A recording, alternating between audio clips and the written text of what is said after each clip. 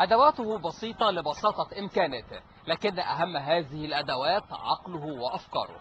استطاع أن يقدم لقريته العديد من الاختراعات المفيدة، ووصل به الطموح إلى التفكير في تقديم نموذج لطائرة هليكوبتر عمودية، وبالفعل بدأ في صنع هذا النموذج. إنه الشاب المصري المخترع محمود السيد عامر. وفي هذا التقرير وهنا من قريته سنتعرف معه على هذه الاختراعات.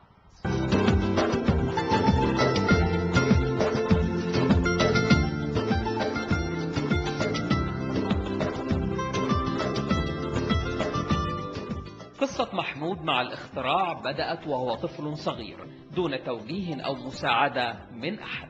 من صغره كده بيعمل حاجات للأطفال، ومن ضمن عمل ليدر يشوف مثلا الكراكة بتشتغل هنا بيعمل كراكة على حجم صغير، بيشوف لودر بيصلح السكة يعمل واحد زيه برضه على حجم صغير، واحنا سيبناه يعني بيمارس الحاجات دي يعني على أساس ينمي الموهبة بتاعته دي. غاوي ان هو يشتغل في المواتير الصغيره بتاعه الالعاب ديت، وكان بيعمل منها لعب صغيره كده، عمل منها لودر وعمل منها مكنه ميه. كان الطفل الصغير يقوم بفك ألعابه وإعادة صنع ألعاب أخرى منها وبإمكانات بسيطة.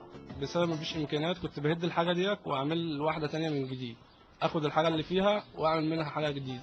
ومن الألعاب إلى الأجهزة تحولت اختراعات محمود، وبأدوات من البيئة المحيطة ومن الخردة، وبتكلفة قليلة، حيث صنع كرسي متحرك للمعاقين يعمل بالكهرباء، بذراع بلاي ستيشن، ودفاية، وماكينة لتوليد الكهرباء للمنزل، وفانوس رمضان، ومصعد يعمل بالكهرباء، وتكييف طبيعي.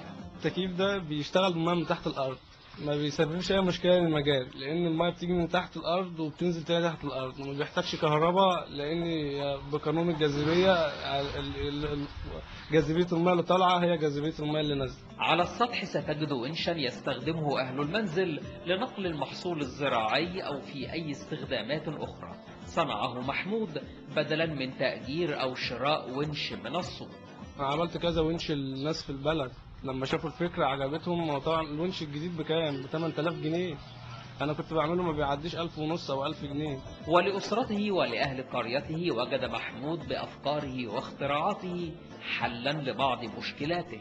كان عندي عربية بمكنة مية كده، وكنت بقول له يا محمود النور بتاعها ما بيعجبنيش، راح عامل لي دينامو بموتور غسالة، دينامو بموتور غسالة قعد فيها 10 لمبة. انا عندي محل بقالة وعندي مكنة لانشون ايطالي، ضغط فيها على زرار كهرباء ما صلحهاش الا محمود. والغريب أنه رغم نبوغ محمود في الهندسة إلا أنه وبسبب نظام التعليم الذي يعتمد فقط على المجموع التحق بكلية التربية وليس الهندسة. انا كنت شاطر في الهندسه وفي العلوم جدا جدا جدا وفي الرياضيات، بس كنت ضعيف في بقيه المواد. في حدود إمكانياته البسيطة بيعمل حاجات ما فيش حد يتخيلها، ما بال بقى لما يكون في إمكانياته يكون درس بنظريات هندسية، بالحاجات اللي مثلا لو دخل هندسة ومكس ميكانيكا كان هيبقى فائق جدا.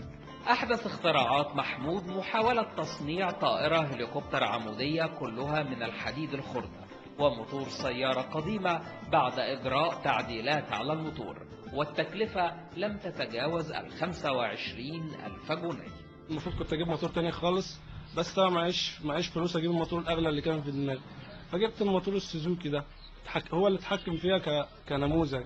فقعدت اظبط النموذج على الموتور، لان الموتور تطفل عليا في الشغل، فقعدت اظبط نفسي على الموتور، والحمد لله قدرت اعدل الموتور واعلي سرعته عن 5000 ونص، وتغلبت على وزنها الحمد لله. ورغم أن محمود أجرى تجربة ناجحة على طائرته البدائية إلا أنها كانت محفوفة بالمخاطر لعدم وجود تصاريح له بذلك، ويطمح أن تلتفت جهة رسمية إلى موهبته وتوفر له الإمكانات أو الدراسة ليطور من نفسه وأفكاره واختراعاته.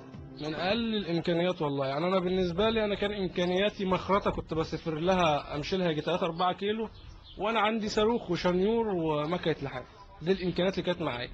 لكن لو توفرت بس يعني امكانيات بدائيه كده مش هتكلف البلد حاجه، وطبعا هنعمل فريق عمل، نكون فريق عمل البلد اللي تختاره اي حاجه ونبدا نشتغل نعمل. مش شرط تبقى طياره بس، هنشتغل في حاجات تانية كتير. مفيش مستحيل على العقل والله. الناس اللي بره دول احنا بنبص لهم نضرب لهم تعظيم سلام ليه على ايه؟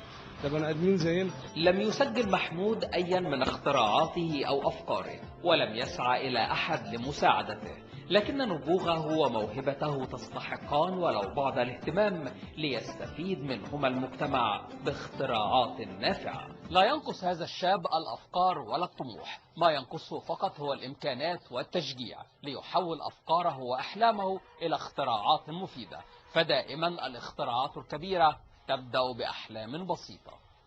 أسامة عبد المقصود لبرنامج إخباريات القاهرة.